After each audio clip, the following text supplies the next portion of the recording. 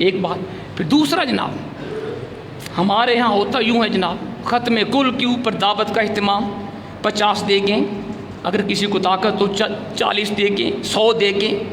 یہ طریقہ کہاں سے لیا آپ نے؟ مجھے بھی بتاؤ نا ذرا. یہ طریقہ اسلام میں نہیں ہے. اور پھر 40 دیگیں پکا دیں اور اپنے مالداروں کو بلا لیا، رشتہ داروں کو کھلا دیا اور کہا جی اس کا ثواب ہوگا. کیا ثواب ہوگا؟ یہ طریقہ نہیں جائز. طریقہ یہ ہے، یہ مسئلہ سن لیں، ایصال ثواب دعوت نہیں ہوتی. ایصال ثواب کو دعوت کی شکل دینا حرام ہے. علماء نے لکھا ہوا ہے ایصال ثواب صدقہ و خیرات ہوتا ہے. یہ امیروں کا حق ہے ہی نہیں کہ وہ کھائیں، یہ غریبوں کا حق ہے. اللہ کے بندو، ایصال ثواب کا کھانا غریبوں کا حق ہے. یہ جتنی میں نے حدیث پڑھی ہیں ان سے یہی واضح ہوا، صدقہ کرو، خیرات کرو.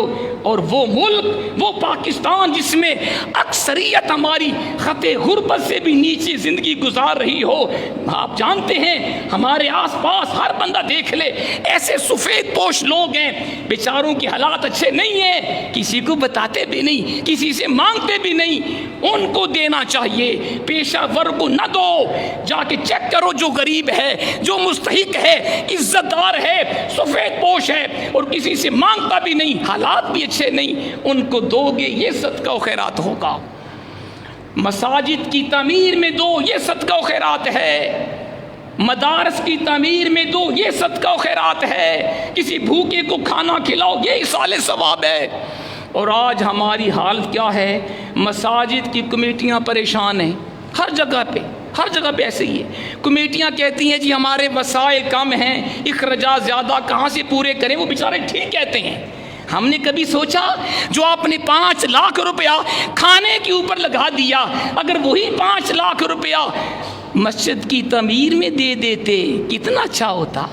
یہ صدقہ و خیرات ہے. اگر وہی 5 لاکھ روپیہ مدرسے میں دے دیتے.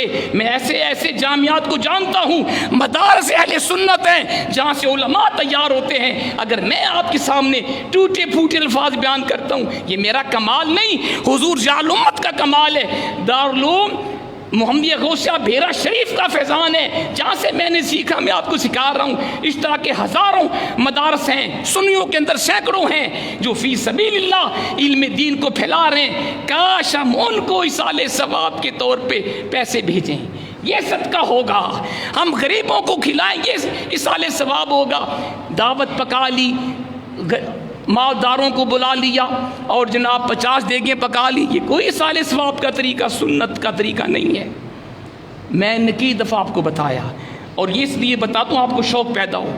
ہمارے ملک صدیق صاحب نے، میں کسی کی خوشامد کا قائل نہیں ہوں لیکن حق بات کرنی چاہیے، اس میں میرے بھائی نے، آپ جانتے ہیں، مکان خریدا، اپنی والدہ کے ایصال ثواب کے لیے وقف کیا. یہ ایصال ثواب ہے.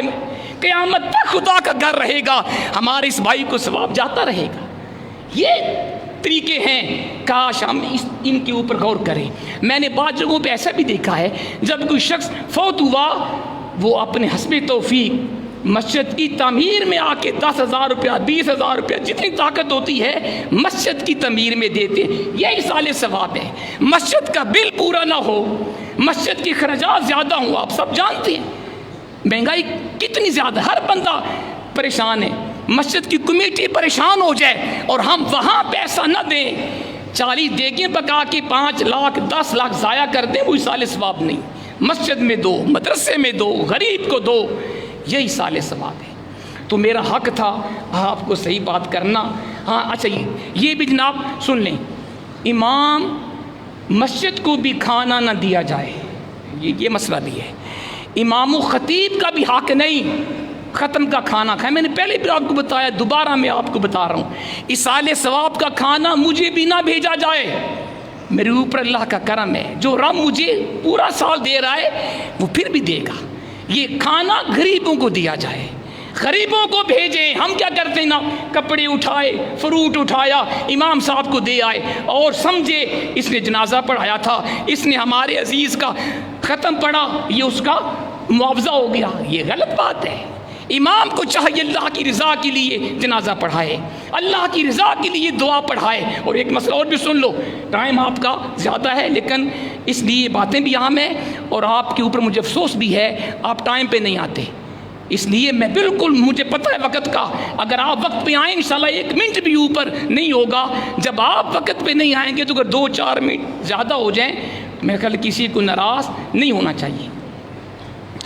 ایک اور طریقہ جناب، مدارس سے بچوں کو بلوا لیا، خود قرآن نہیں پڑھتے ہم، مدارس سے بچے بلوائے اور ان کو پیسے دے کے قرآن پڑھایا، یہ بھی جائز نہیں ہے۔ پیسے دے کے قرآن پڑھانا حرام ہے۔ باپ آپ کا ہے، ماں آپ کی ہے، غیر کو آپ نے کیوں بلایا؟ ہاں بچے بلائیں، اللہ کی رضا کے لیے قرآن پڑھیں، پیسوں کے لیے نہ پڑھیں۔ آپ کو چاہیے آپ اپنے گھر میں قرآن خوانی کریں۔ یہ کیا ہوا کسی جگہ گئے 40 قرآن جمع کیے، اس سے اچھا ہے خود قرآن پڑھو۔ قرآن خود جیسے آپ نے اپنے ماں باپ کو قرآن پڑھ کے بخشنا ہے، کسی غیر نے اتنی محبت سے قرآن نہیں پڑھنا۔ تو ذات محترم کاش کہ تیرے دل میں اتر جائے میری بات، اللہ ہمیں ایصال ثواب جو صحیح طریقہ ہے، جائز طریقہ، اس کے مطابق کرنے کی توفیق عطا فرمائے، اللہ ہمیں عمل کی توفیق عطا فرمائے۔